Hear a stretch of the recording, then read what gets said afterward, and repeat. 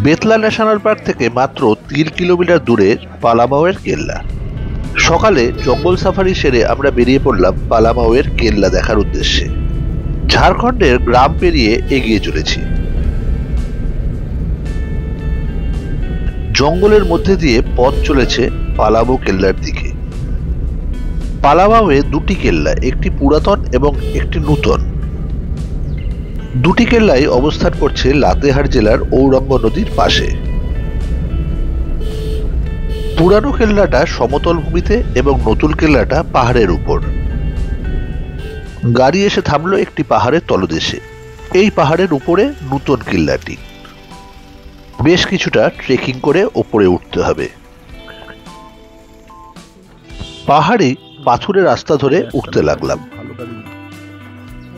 পুরাতন কেল্লাটি তৈরি করেছে রাক্সেল ডাইনেস্টির রাজারা এবং নতুন কেল্লাটি তৈরি করেছে চেরো ডাইনেস্টির রাজা মেদিনী রায়।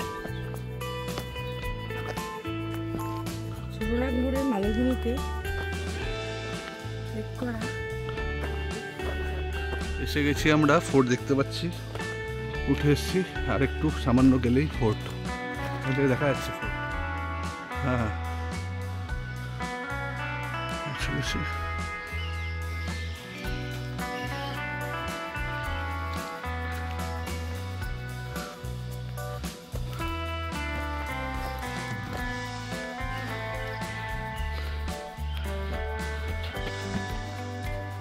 হন্টেড।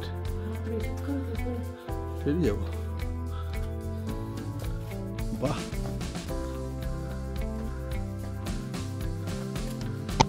ইস্ট ইন্ডিয়া কোম্পানি এই কেল্লাটিকে ব্যবহার করেছিল সিপাই বিদ্রোহের দুই বিদ্রোহী নারায়ণ পেশওয়া এবং হর্ষ দুবেকে বন্দী রাখার জন্য।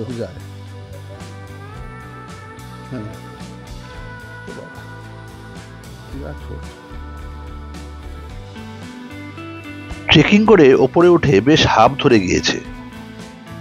ও বাবা, একটার পর একটা ঘর, একটার পর একটা ঘর।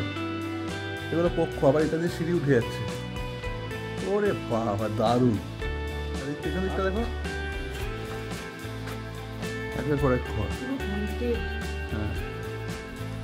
চেরো রাজা মেদিনী রায় শাসন করেছেন 1658 থেকে 1674 খ্রিস্টাব্দ অব্দি। 1673 অর্থাৎ তার মৃত্যুর 2 বছর পূর্বে তিনি এই নতুন ফোর্টটি বানানো শুরু করেন। তার মৃত্যুর পর তার পুত্র প্রতাপ রায় এই কেল্লাটিকে শেষ করার চেষ্টা করলেও তার সদিচ্ছার অভাবে এটি শেষ হয়নি এবং অসম্পূর্ণই থেকে যায়। বিভিন্ন সময় এই কেল্লাগুলোকে আক্রমণ করা হয়, কখনো মোগলরা, কখনো দাউদ খান, আবার শেষে ইস্ট ইন্ডিয়া কোম্পানি। এক সেকেন্ড দাঁড়াও, আমি যাচ্ছি। মূলত চুন সুরকি দিয়েই তৈরি এই কেল্লা।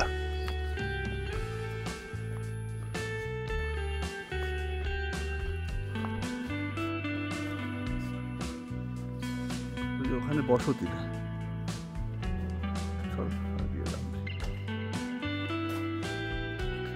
পুরো কেল্লায় এখন আমরা শুধু দুজন, তাই একটু ভয় ভয় করছিল।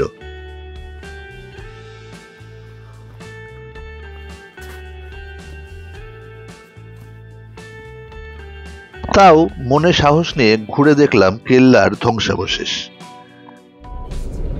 হ্যাঁ, ওরা এসছে, ওই টিমটা আমাদের ওখানে ছিল। কালকে এই রাস্তায় হাতির দেখা পেয়েছে। পালামৌ ফোর্ট দেখে নেমে এসে রওনা দিলাম নেতারহাটের উদ্দেশ্যে। সঙ্গে থাকবেন।